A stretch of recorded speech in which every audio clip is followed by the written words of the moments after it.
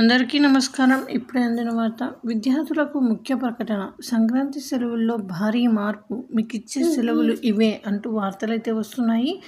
మరి దాని గురించే వీడియో చేయడం అనేది జరుగుతుంది. ఫ్రెండ్స్, వీడియో స్కిప్ చేయకుండా చివరి వరకు చూడండి. అలా అయితేనే మీకు పూర్తి ఇన్ఫర్మేషన్ అనేది అందుతుంది. అలానే చాలామంది చూస్తున్నారు కానీ లైక్ చేయడం లేదు, సబ్స్క్రైబ్ చేయడం లేదు. దయచేసి సబ్స్క్రైబ్ చేయండి ఫ్రెండ్స్. ఇంకా లేట్ చేయకుండా వివరాల్లోకి వెళ్ళిపోదాం. విద్యార్థులకు, పేరెంట్స్కు బిగ్ అలర్ట్. ఏపీలో సంక్రాంతి సెలవులు కుదించే అవకాశం కనిపిస్తోంది. ఇప్పటికే ప్రకటించిన సెలవుల్లో మార్పు చేయనున్నట్లు సమాచారం.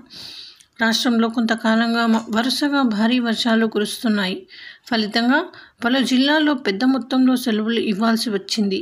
దీంతో సిలబస్ను నిర్ణీత లక్ష్యంలోగా పూర్తి చేయడానికి ఇబ్బంది అవుతుందని తాజాగా ప్రభుత్వానికి నివేదికలు అందాయి. దీంతో సంక్రాంతి సెలవులు కుదింపుపైన ప్రతిపాదనలపైన తుది నిర్ణయం తీసుకోవాల్సి అయితే ఉంది.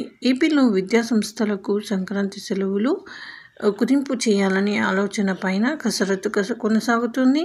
ఇప్పటికే ప్రకటించిన అకాడమిక్ క్యాలెండర్ 24-25 ప్రకారం సంక్రాంతి సెలవులు 2025 జనవరి 10 నుంచి 19వ తేదీ వరకు ప్రకటించారు.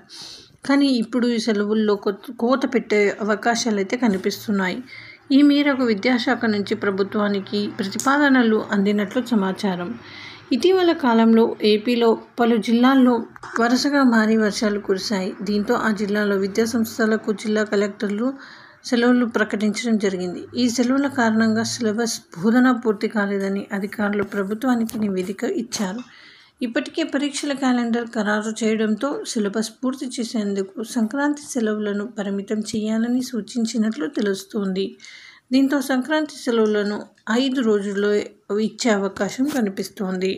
అందులో భాగంగా జనవరి 11 నుంచి 16వ తేదీ వరకు ఉండే అవకాశం ఉందని సమాచారం. ఏపీలో సంక్రాంతి పెద్ద పండుగగా పెద్ద ఎత్తున నిర్వహిస్తారు. ఇతర ప్రాంతాల్లో ఉన్న వారు సైతం సొంత గ్రామాలకు వస్తారు. ఇక పేరెంట్స్ తమ పిల్లల సెలవులకు అనుగుణంగా ప్రయాణాలకు సిద్ధమయ్యారు. రిజర్వేషన్లు చేసుకున్నారు.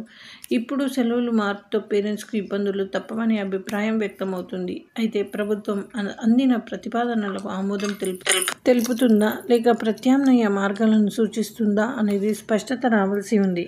దీనిపైన ప్రభుత్వం నుంచి అధికారిక ప్రకటన రావాల్సి ఉంది. సో ఇది ఫ్రెండ్స్, ఈ విధంగా వార్తలు అయితే వస్తున్నాయి. మరి thanks for watching. Please like, share and subscribe.